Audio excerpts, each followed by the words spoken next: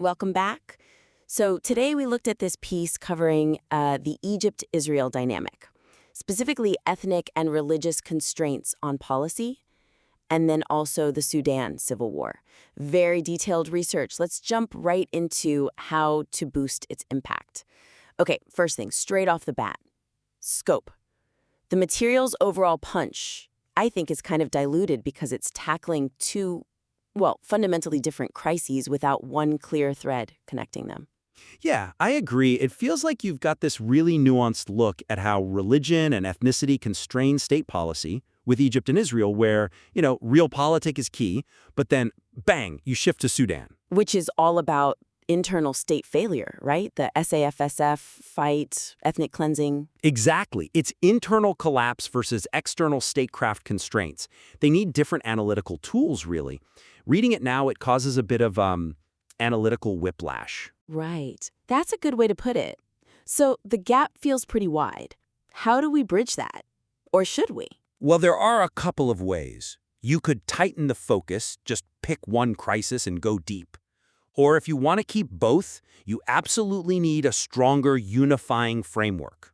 Like what, for example? Maybe something explicitly about, say, regional power interference and non-state actors in Northeast Africa. Or, look, you mentioned the Quad mediators in the Sudan part Egypt, Saudi Arabia, the UAE.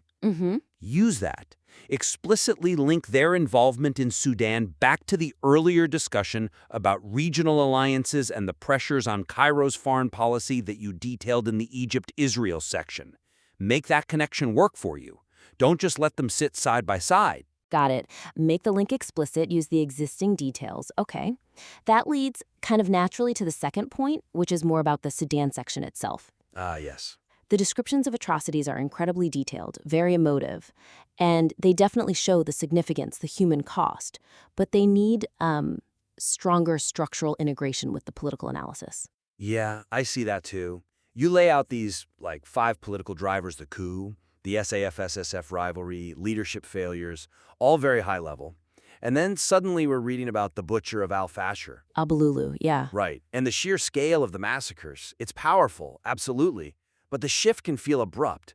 It almost risks turning that section from political analysis into a purely humanitarian report, which isn't bad, but it slightly jars with the objective tone elsewhere. So the risk is losing the analytical thread amidst the horror, even though the horror is the central context. Exactly. So the suggestion is to frame those specific, awful instances of cruelty and impunity as direct results, direct manifestations of the political and institutional collapse you've already outlined. Make them case studies of the political failure. Precisely. So, take the butcher of Al-Fashir. Don't just present him as this figure of pure savagery. Frame his actions, and crucially his impunity, as a case study in the lack of accountability and leadership failure. Okay. Use that detail, the fact that his brief detention was overturned by tribal leaders and significantly Abdul Rahim Dagalo. That specific political maneuver shows, doesn't just tell, how the RSF might use extreme, visible brutality almost as a tool, maybe even to distance the official leadership from direct blame. It becomes evidence for your political argument. Right. It demonstrates the mechanism of impunity, linking the specific act back to the broader systemic failure and RSF strategy. Okay, that makes sense. So just to recap the main takeaways then. First, really clarify the scope. Either focus the piece or build a much stronger explicit thematic bridge between the Egypt-Israel statecraft analysis and the Sudan internal collapse analysis, maybe using regional power dynamics as the glue. And second, weave those powerful, specific examples of atrocities in Sudan more tightly into the political narrative. Frame them not just as tragic events, but as direct evidence and consequences of the political and institutional failures you're analyzing.